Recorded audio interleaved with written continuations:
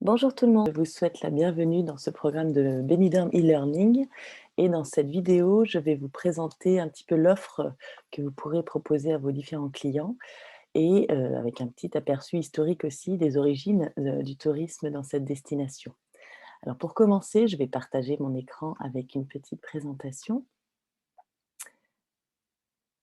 Hop, voilà. Voilà, très bien. Alors, découvrez Benidorm. Quand vous le voyez ici, Benidorm, qu'est-ce que c'est? Quels sont les avantages et les offres que vous pouvez avoir pour vos clients? Alors, quand on parle de Benidorm, je ne sais pas si vous connaissiez jusqu'à présent ou pas, et quelles images vous pouviez associer à cette destination. Alors, souvent, quand on parle de Benidorm, il y a plusieurs perceptions, plusieurs clichés qui peuvent venir en tête, et notamment, alors certains nous disent Benidorm, c'est fait pour la fête, tout le monde va là-bas pour faire la fête. D'autres disent, Benidorm, il y a que des seniors, c'est une destination uniquement pour les seniors. D'autres dire: «C'est vraiment une destination très famille». Alors qui a raison, qui a tort? Alors j'aurais plutôt tendance à vous dire: tout le monde a raison, parce que c'est une destination donc dans une seule ville, vous pouvez trouver en fonction de vos envies, donc en fonction des envies de vos clients, tout ce dont vous avez envie. C'est-à-dire que pour chaque type de client que vous pourrez avoir, vous pourrez trouver, dans cette destination, tout ce qu'il faut. Voilà. Alors, en fonction des attentes. Alors, pour commencer également, où est-ce que se situe Benidorm? Alors, comme vous le voyez sur le petit point rouge, Benidorm situe en Espagne, sur la côte méditerranéenne, dans la région de Valencia, de Valence. Donc, c'est au sud de Valence et puis au nord de l'Andalousie. C'est un endroit, voilà, donc le bassin méditerranéen, l'Espagne, et c'est assez proche, évidemment, de beaucoup de destinations, européennes notamment. C'est très facile d'accéder à Benidorm, notamment avec les 2 aéroports, qui sont proches, de la ville. Vous avez, les 2 aéroports, donc celui de Valencia qui se situe à 1h25 de la destination, et puis celui d'Alicante qui est plus proche, qui ne se situe qu'à 35 minutes de Benidorm. Depuis ces 2 aéroports et même notamment d'Alicante, vous avez des connexions aériennes avec beaucoup de destinations européennes en vol direct, donc que ce soit, d'Angleterre, de Belgique, pardon, d'Allemagne, mais évidemment également depuis la France. Vous avez également la gare d'Alicante, également dans la ville d'Alicante, où il y a une gare, TGV, donc AVE comme on dit en espagnol, AVE. Donc c'est le train à grande vitesse qui, rejoint Madrid à Alicante directement, et donc elle se situe également à 35 minutes de Benidorm. Vous avez également un accès par voie terrestre, que ce soit à travers l'autoroute, AP7, donc l'autoroute, qui longe la côte, espagnole. Donc pour vos clients qui viendraient en voiture, vous pouvez également leur dire que c'est très simple d'accès, et puis si vous les faites arriver par les aéroports, il y a les services de navette en bus, hein, qui pareil rejoignent, la ville de Benidorm en 35 minutes pour une dizaine d'euros uniquement. Ces navettes-là sont quotidiennes pour rejoindre la destination. Hem, Petit aperçu historique, hein, je vous l'ai dit en introduction. Vous voyez sur ces 2 images à quoi ressemblait Benidorm en 1950, et voilà à quoi elle ressemble aujourd'hui, la ville, en 2021.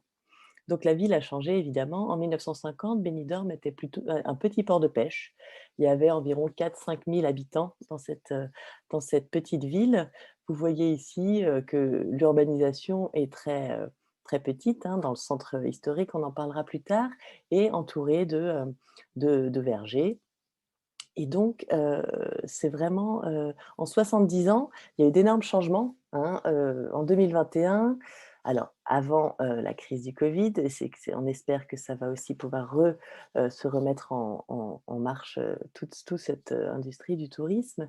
En 2021, il y a une population flottante, donc il y a des habitants qui habitent à l'année à Benidorm, c'est environ 60 000 personnes, et en population flottante, c'est-à-dire que tout au long de l'année, il y a des gens qui viennent, des touristes, ça peut aller d'une centaine de milliers de personnes en hiver, en saison d'hiver, jusqu'à 400 000 personnes en été. Donc c'est vous dire, l'énorme changement qu'a subi la ville entre les années 50, donc en 70 ans, comment ça a pu évoluer.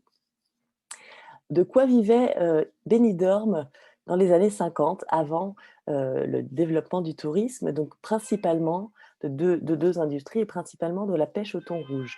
Alors comment ils faisaient? Donc c'était vraiment un village de pêcheurs, hein. Comment ils pêchaient le thon rouge? Donc ils pêchaient le thon rouge avec une technique qui s'appelle almadraba. Vous trouverez notamment ce nom, sur certains noms de rue, par exemple. Donc c'était les thons qui montaient de l'Atlantique, qui remontaient en Méditerranée pour trouver des eaux plus chaudes, et donc les pêcheurs de Benidorm installaient un filet de pêche entre 2 bateaux, et c'est comme ça qu'ils arrivaient à attraper les thons rouges. Donc c'est une technique particulière, qui était assez originale. Et puis il y a l'autre industrie de laquelle vivait Benidorm, c'était la marine marchande. Donc il y avait beaucoup de bateaux qui venaient, pour les marchandises. Qu'est-ce qui a fait que Benidorm a changé et s'est transformé là en une destination touristique? Je vais vous parler un petit peu de ce fameux Pedro Zaragoza. Pedro Zaragoza, est devenu le maire de Benidorm dans les années 50, et on dit que c'est l'inventeur de Benidorm, hein, du Benidorm que l'on connaît aujourd'hui. Qu'est-ce qu'il a eu comme, idée? Voilà, il s'est rendu compte que ses habitants, ils vivaient une crise économique, sans précédent, hein. La pêche, les thons venaient de moins en moins dans la baie de Benidorm, ça devenait compliqué, il y avait une crise économique et donc sociale, et il a eu l'idée de développer, la destination pour une ville, qui accueillerait des touristes. Et il a commencé donc en 1956, il a mis en place le plan général de développement urbain, donc le plan d'urbanisme qui est encore d'actualité. On respecte encore de nos jours ce plan d'urbanisme pour la construction d'autres bâtiments, édifices dans la ville. En 1956, donc la légende dit que quand il s'est réuni dans la mairie, donc le maire de Pedro Zaragoza, il y aurait eu un paquet de cigarettes sur la table, et il disait: «Plutôt que de le poser à plat, à l'horizontale, on va construire à la verticale, et comme ça on va pouvoir, développer une ville, compacte, ce qui va nous permettre d'en avoir plus sur un plus petit terrain pour moins dénaturer, les environnements et les montagnes qui entourent la ville». Donc c'est, comme je vous le disais, c'est un modèle qui est unique. Il est encore étudié de nos jours, par des architectes et par des écoles d'architecture. Ce modèle-là de ville compacte, heu, protège l'environnement. Comme vous le voyez ici, ce modèle qui est unique en Méditerranée, alors on appelle Benidorm, le Manhattan de la Méditerranée, parce qu'effectivement, il y a des gratte-ciel, c'est une des villes au monde qui a le plus de gratte-ciel, au kilomètre carré et par habitant. Vous voyez sur cette photo de gauche comment est organisée la ville, avec des grandes avenues, avec des espaces aérés. Heu, le plan de construction d'urbanisme fait en sorte, donc encore de nos jours, que quand on construit une parcelle, seulement 30 de la parcelle, du terrain, peut être constructible. Les 70 restants doivent être, utiles pour des espaces verts, pour des piscines, pour des parkings, mais pas de construction de bâtiments. Donc c'est ce qui fait que la ville a de l'aération, l'air circule entre les différents bâtiments. C'est orienté au sud, donc il y a la luminosité, ce qui fait qu'on économise aussi en électricité. Comme il y a l'air qui circule, en été, on ouvre les fenêtres, l'air passe, on a moins besoin de climatisation. Hem et puis également le fait d'être une ville compacte, fait que tout est proche, et donc on peut éviter le plus possible les déplacements en voiture, ce qui réduit la pollution également de l'air. Heu, Comme vous le voyez sur la photo de gauche aussi, mais de droite, vous voyez que tout autour de Benidorm, l'environnement est protégé. Le fait d'avoir vraiment construit cette ville compacte fait que tous les environnements, les montagnes aux alentours n'ont pas été construites. Alors on a souvent l'image des skylines de villes, notamment Rio, hein, des villes sur la mer, mais tout autour, les montagnes sont construites. Ici, non, ça a été la volonté dès le départ de ce premier maire qui a lancé le tourisme dans la destination, de protéger l'environnement aux alentours. Sur cette photo droite, vous voyez justement la montagne sur la droite, là, sur la mer, c'est le parc naturel de la Sierra Helada, on en parlera ultérieurement, et donc qui appartient à la ville et qui est complètement préservé. On ne peut pas construire dans ce parc maritimo-terrestre, des constructions. Et donc, grâce à ce plan d'urbanisme de ville compacte, les touristes commencent à arriver. Donc là, vous voyez une illustration en 1965, les touristes qui arrivent pour profiter des bienfaits de la mer Méditerranéenne à Benidorm. Donc ça commence à monter et Pedro Zaragoza est toujours maire de la ville. Et lui, qu'est-ce qu'il a décidé de faire? Enfin, c'est l'inventeur de Benidorm, mais c'est également un visionnaire. Il a inventé des campagnes marketing avant l'heure. Là, vous avez une illustration. Donc Pedro Zaragoza, entouré de deux femmes qui viennent de Laponie. Qu'est-ce qu'il a fait? Il s'est dit: «Je vais inviter une famille, de Laponie à découvrir comme un fam trip, un Educ Tour. Je vais leur faire découvrir la destination». Et évidemment, tous les médias espagnols se sont empressés de suivre cette famille, lapone, en train de découvrir, Benidorm. Il y a une petite anecdote, rigolote quand c'était le moment de leur montrer les plages de Benidorm en disant: «C'est bon, profitez, allez vous baigner si vous voulez». Et donc qu'est-ce qu'ils ont fait ces lapons? Ils se sont déshabillés complètement et ils sont partis se baigner. Donc Pedro Zaragoza a bien dit aux médias: «S'il vous plaît, ne diffusez pas les photos de ces gens qui se sont mis tout nus, pour aller se baigner». Heu, vous avez Pedro Zaragoza a aussi une autre idée, une autre campagne marketing. Il s'est dit: «Je vais inviter 150, couples jeunes mariés pour passer leur voyage de noces à Benidorm». Donc vous voyez sur la photo de gauche les différents trajets pour venir, pour se rendre de Bilbao à Benidorm. Heu, donc ces 150 couples ont pu, passer leur voyage de noces à Benidorm. Et depuis cette époque-là, depuis les années 60, il y a une forte connexion entre le Pays basque espagnol et Benidorm. Il y a encore beaucoup de Basques qui viennent régulièrement à Benidorm. C'est sans doute peut-être lié, au début de cette aventure, de cette relation avec, cette campagne marketing qu'il avait fait qui fait qu'il y a eu beaucoup d'impact médiatique dans toute l'Espagne. Également, dans les années 60, qu'est-ce qui se passe? Bah, on commence à parler de Benidorm et donc le bikini débarque à Benidorm, arrive sur les plages de Benidorm. Alors le bikini évidemment, c'est quelque chose qui n'était pas du tout commun à l'époque. Ce sont l'arrivée des touristes des pays nordiques européens qui étaient beaucoup plus en avance que les Espagnols, au niveau vestimentaire et tenue de plage et donc notamment les Suédois. Là, vous avez une image, du bikini dans les années 60. Pour recontextualiser un petit peu, en Espagne, dans les années 60, il y avait la dictature et il y avait Franco. Donc autant vous dire que c'était très mal vu cette arrivée du bikini sur les plages en Espagne.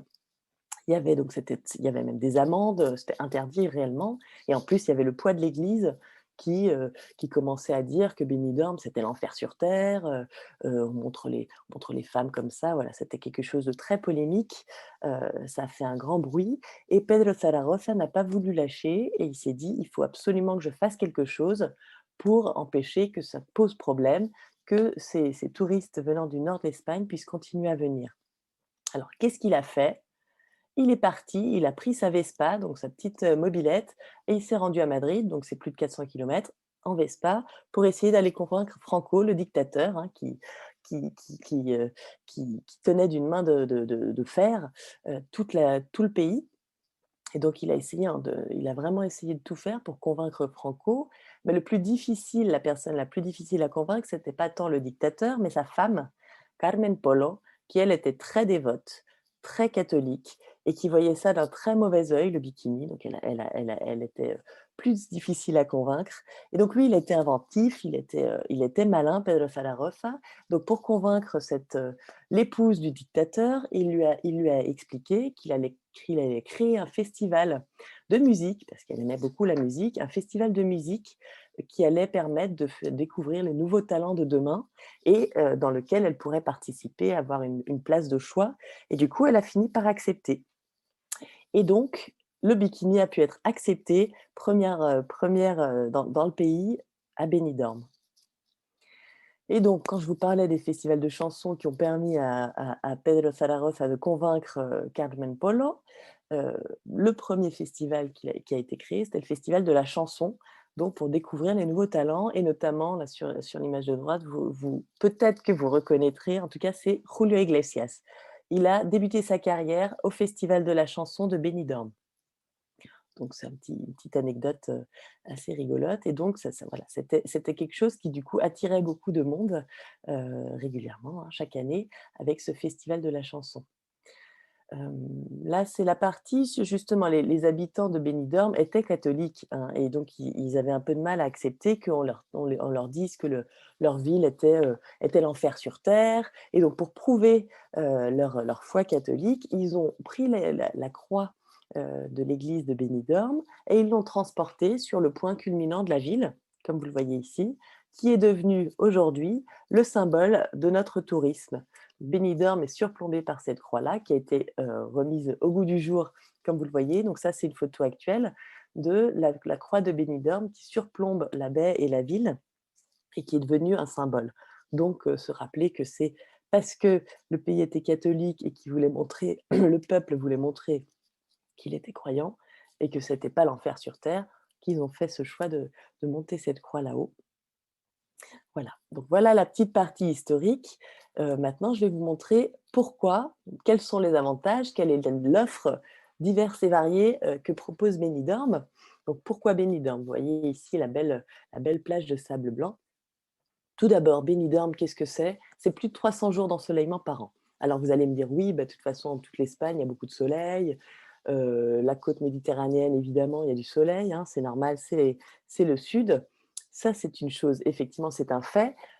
Le plus de Benidorm par rapport à d'autres destinations, en Méditerranée, c'est aussi elle est entourée la ville est entourée de montagnes. Ce qui fait que les montagnes empêchent les nuages de venir sur la ville et donc de pleuvoir sur la ville. D'où l'ensoleillement, de plus de 300 jours par an.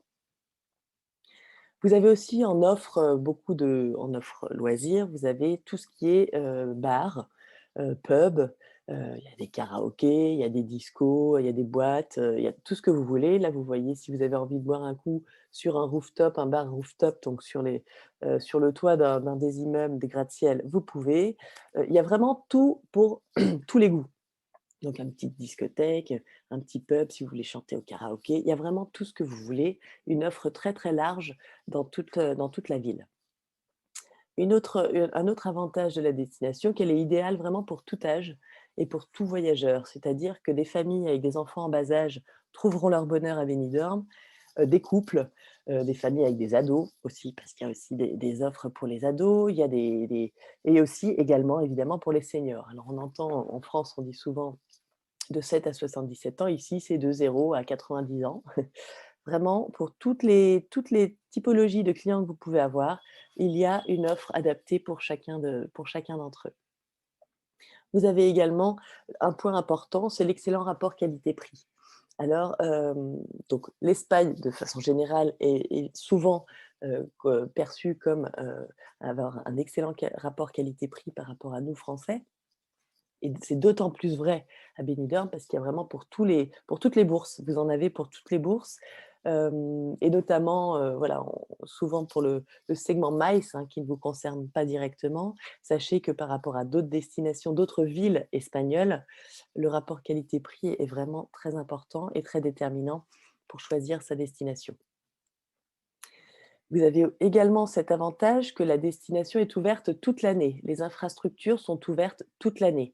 Contrairement à d'autres destinations où, on ferme en saison d'hiver parce qu'il n'y a pas assez de personnes. Je vous rappelle que je vous le disais au début de cette vidéo, la population flottante varie de 100 000 à 400 000 habitants. Donc, en hiver, il y a des touristes et donc toutes les infrastructures, la plupart des infrastructures restent ouvertes, que ce soit l'hébergement, la restauration, les activités, tout reste ouvert. Donc ça, c'est un point positif aussi.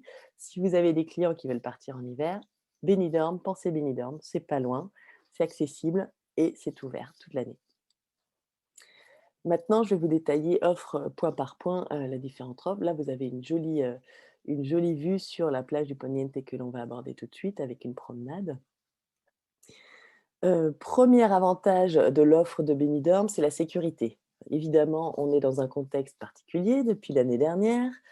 Benidorm a tout mis en place dès le début, de la crise de la pandémie, pour, que la sécurité soit maximale. Vous voyez le petit label, le petit tampon, la petite pastille là que le protocole Covid on, c'est-à-dire que tout est mis en place. Dans les établissements, il y a cette petite pastille quand ça répond à tous les critères de sécurité sanitaire.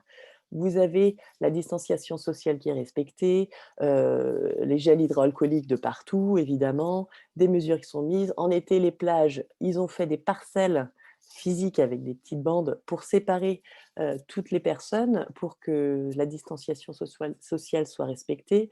Il y a d'ailleurs eu l'été dernier un site internet où les gens réservaient leurs parcelles pour être sûrs de ne pas avoir trop de monde qui fait la queue et que les distanciations sociales soient respectées. Donc le premier point évidemment, la sécurité.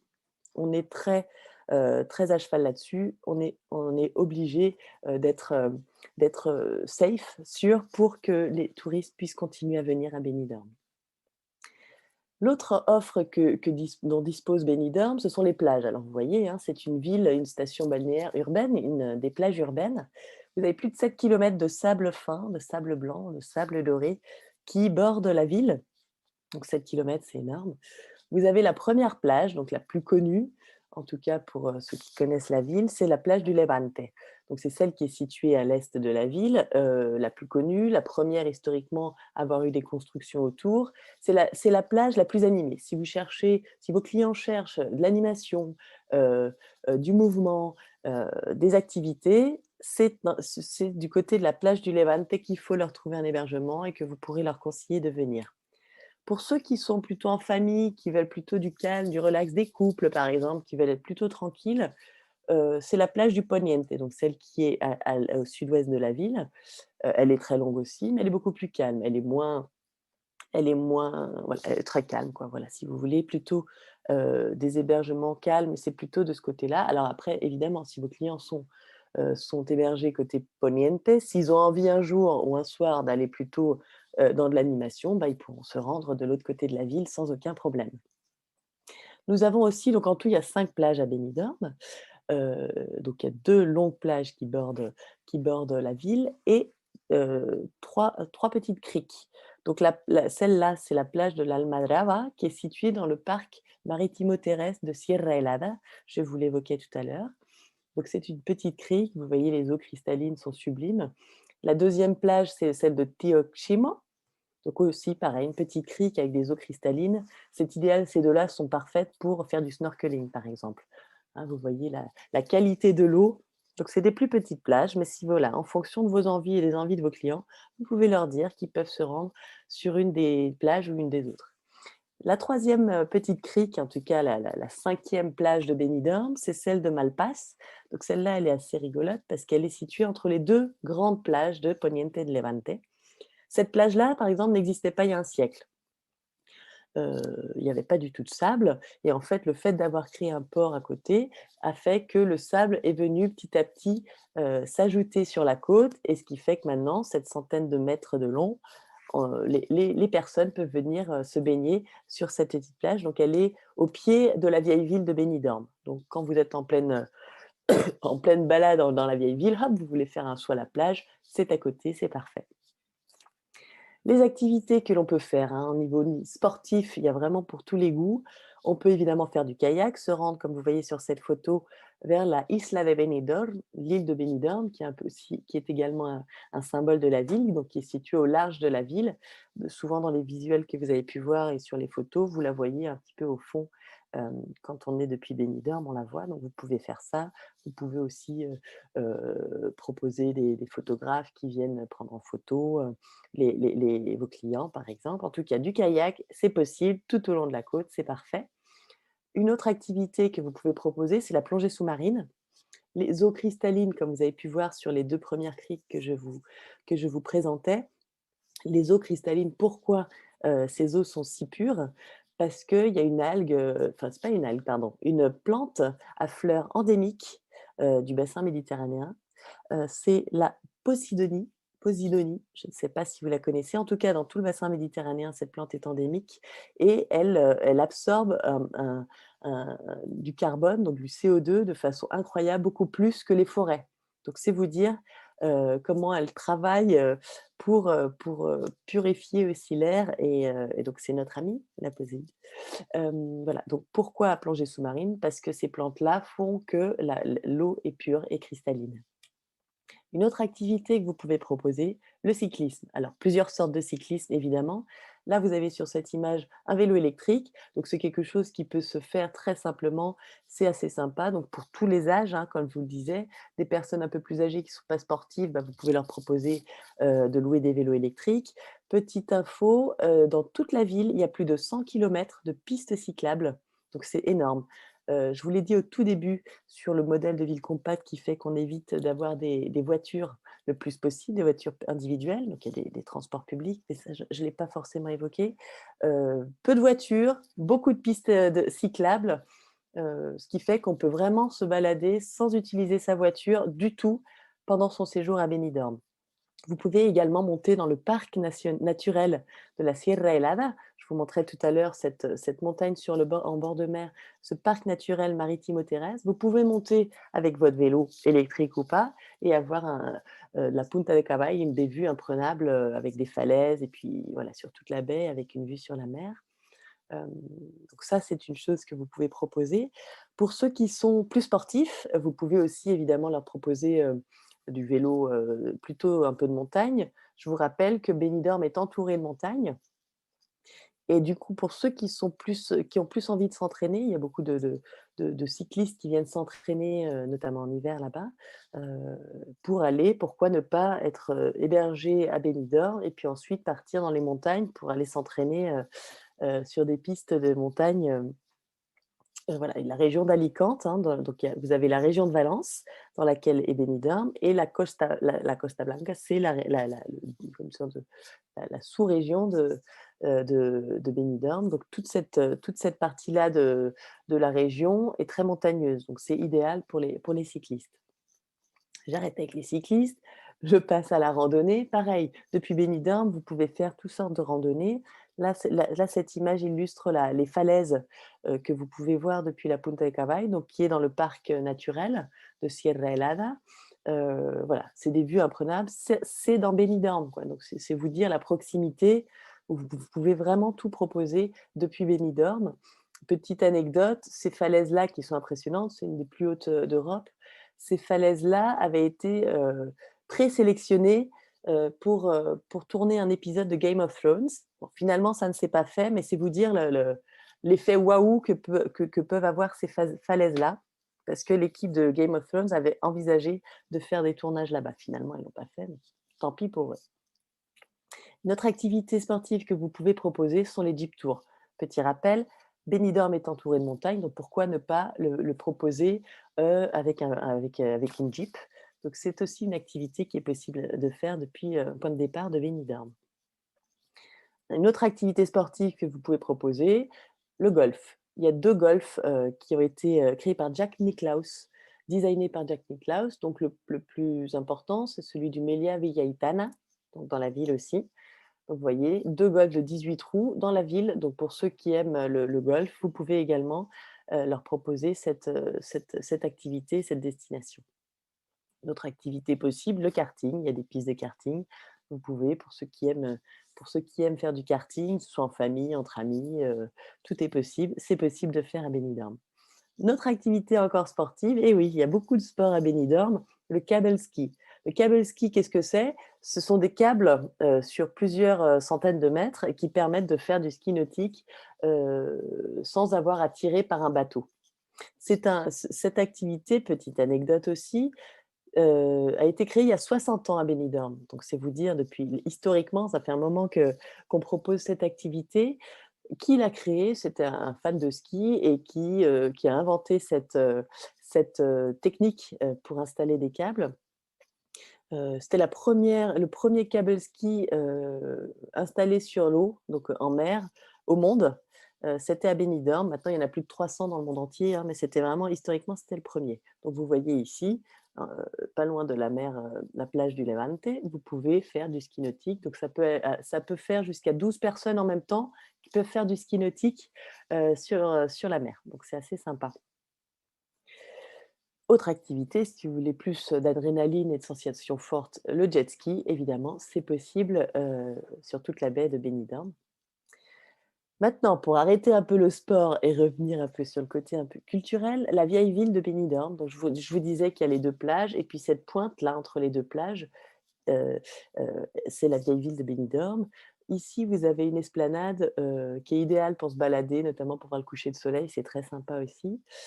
C'est une esplanade qui a été créée, sur les vestiges du château de Benidorm, donc qui date, qui voilà, c'est très ancien. Vous voyez d'ailleurs sur cette image, il y a un puits très joli et derrière, il y a un sol vitré à partir duquel les personnes peuvent voir les vestiges, archéologiques du château de Benidorm. Donc on a souhaité à Benidorm garder quand même, un rappel de cette histoire de la ville et donc on a mis ce sol, ce sol, vitré pour pouvoir voir les vestiges et les maintenir, les protéger. Il y a des explications aussi, que vous pouvez lire sur les panneaux sur l'histoire du château de Benidorm. Une autre activité loisir que vous pouvez proposer, ce sont les parcs à thème. Les parcs à thème, il y en a 5 à Benidorm et il y en a pour tous les goûts. Si vos clients souhaitent des activités nautiques, aquatiques, c'est Aqualandia. Vous avez les sensations fortes aussi, il y a 5 parcs, donc des sensations fortes. Il y a aussi un grand 8 heu, gigantesque, dans un des parcs. Vous avez aussi pour les amis des animaux, Terra Natura. Terra Natura, ce n'est pas un zoo à proprement parler, c'est un parc, qui protège les animaux. Vous pourrez voir 200 espèces d'animaux dans ces parcs-là, par exemple, dont 50 espèces en voie de disparition. Donc il y a vraiment une volonté de préservation, de l'écosystème, de la faune et de la flore dans ce parc-là, donc 5 parcs à thème. Vous pourrez le retrouver dans d'autres vidéos, dans d'autres modules de la formation, hein. Un autre loisir qui est proposé, c'est le Benidorm Palace. Donc c'est un palace dans lequel vous pouvez avoir des soirées, des dîners avec des spectacles en live. Heu, vous avez, voilà, régulièrement dans l'année, ça change, des beaux spectacles avec une très grande qualité. Il y a notamment beaucoup d'artistes qui débutent là, par exemple, et ensuite ils continuent leur carrière au Cirque du Soleil, par exemple. Donc c'est vous dire la qualité de leurs prestations dans ce palace-là. Notre loisir sont les festivals. Je vous parlais du festival de musique de la chanson avec Julio Iglesias qui avait débuté sa carrière à Benidorm. Il y en a toute une ribambelle. Alors en ce moment évidemment avec le contexte, heu, c'est pas forcément, possible de les réaliser en physique. On espère évidemment que ça va changer, mais il y a beaucoup de types de musique aussi. Donc en fonction des envies de vos clients, il y en a vraiment pour tous les goûts. Reggaeton, indie pop, tout type de musique, qui se retrouve dans les festivals. Notre loisir et notre activité dont nous sommes très fiers à Benidorm, c'est la Benidorm Pride. Donc la Gay Pride, LGBTQ+ Pride, nous sommes très fiers, donc c'est vraiment ça réunit beaucoup de monde. Pour ce segment-là d'ailleurs, LGBTQ+, vous verrez d'ailleurs sur d'autres modules de la formation toute l'offre que nous proposons pour cette communauté-là, pour ce segment. Il y a une quarantaine de pubs disco, qui sont, LGBT+, friendly et notamment dans la vieille ville. Donc voilà, il y a vraiment une offre, très intéressante pour ce segment-là de clients. Une autre point fort de la ville, ce sont les fêtes. Alors les fêtes locales, les fêtes, régionales, les fêtes nationales, hein, qui sont assez sympas. Donc vous avez là, je vous ai mis quelques exemples, les fêtes locales, les fallas qui viennent de Valence, hein. Je vous rappelle que Benidorm est dans la région de Valence. Il y a des festivités, donc des processions, des fêtes, régionales et locales. Les gens s'habillent dans leurs costumes traditionnels et donc les touristes, vos clients, s'ils veulent se rendre à un moment donné de l'année et qu'il y a une des festivités, notamment locales ou régionales, ça leur fait un petit plus quoi, hein, pour rentrer un peu plus dans la culture, s'immerger, s'imprégner un peu plus de la culture locale. C'est un petit plus pour vos clients. D'autres festivals, d'autres fêtes donc internationales, donc le carnaval, la Saint-Patrick. Il y a beaucoup d'Anglais évidemment qui ont choisi Benidorm, élu Benidorm, dans leur cœur, hein, donc ils viennent régulièrement. Donc les fêtes, bah, Saint-Patrick, on la fête aussi en France. Là-bas, c'est quelque chose d'assez sympa aussi.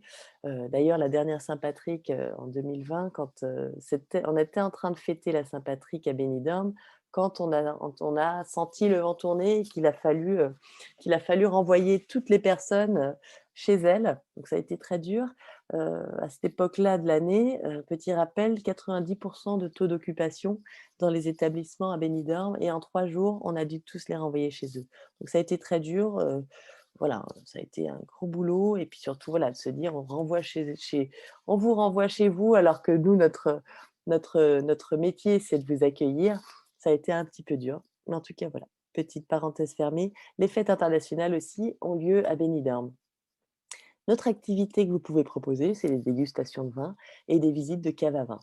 Ça, c'est assez sympa aussi pour ceux qui aiment, les bien manger, bien boire, hein. Je pense qu'on est beaucoup dans ce cas-là en France. Heu, excusez-moi. Il y a notamment les Bodegas Mendoza qui sont pas loin de Benidorm, où pendant 2 heures, vous pouvez découvrir donc enfin, cette cave à vin, donc le processus, de la vinification et puis à la fin une dégustation de vin avec un peu de fromage et du jambon. C'est toujours sympathique de s'évader un petit peu pour découvrir autre chose et donc Bodegas Mendoza, c'est, principalement du vin rouge. Quand je vous disais que Benidorm est une ville, qui est ouverte à tous et pour tous, tous les âges, toutes les bourses, vous pouvez aussi faire un tour en hélicoptère. À New York, on peut faire des tours en hélicoptère, à Benidorm également. Donc voilà, pour avoir une vue imprenable depuis les airs de cette, ville et vous voyez effectivement sur cette photo, la petite tache noire dans l'eau, c'est l'île de Benidorm, un des autres, symboles de la ville. Également pour le côté shopping, c'est sympa aussi de pouvoir, repartir chez soi avec des valises, pleines de choses. Vous avez toutes les marques, de prêt-à-porter notamment, qu'ils soient espagnoles ou internationales et avec des prix évidemment beaucoup moins importants qu'en France. Donc c'est un plus aussi pour vos clients. Maintenant vient le point important, où manger? Ça, c'est toujours en tout cas moi qui aime manger, je suis toujours ravie. Où manger à Benidorm? Alors, que manger? Où manger? Alors, ce qui est sympa pour commencer, vos clients vont en Espagne, donc ils ont évidemment en tête, les tapas, les pinchos peut-être s'ils connaissent. S'ils connaissent pas, je vous l'explique ici. Il y a tout un ensemble de rues dans la vieille ville, de tapas et pinchos. Enfin dans le centre quoi de la ville. Les tapas, vous le connaissez sans doute, ce sont ces petites bouchées que vous pouvez avoir. Vous buvez un petit verre et vous avez une tapa, donc ça vient de l'Andalousie et les pinchos, rappelez-vous, je vous parlais du lien fort entre le Pays basque espagnol et Benidorm. Les pinchos, ce sont les tapas, mais qui se font, au Pays basque, donc c'est excellent également. Là, vous voyez ces petits morceaux de pain avec les petits pics dessus, des pinchos. Donc voilà, vous pouvez et traditionnellement à Benidorm, comme dans beaucoup d'endroits d'Espagne, mais voilà, vous allez boire un petit verre, vous mangez un pincho ou une tapa, vous changez d'endroit et vous reprenez un petit verre. Voilà, un petit circuit comme ça de tapas et pinchos, c'est toujours sympathique et puis pour vraiment manger local. Vous avez évidemment, une restauration internationale, hein, des restaurants de tout genre, de cuisine internationale. Mais si vos clients, veulent manger local, vous avez évidemment mangé une paella en front de mer. Alors je ne sais pas si vous le savez, la paella qui est le symbole, entre autres, un des symboles de la gastronomie espagnole, des symboles tout court de l'Espagne, ça vient de la région de Valence. Donc Benidorm, qui est dans la région de Valence, ce plat est typique et traditionnel dans cette région-là et dans cette ville.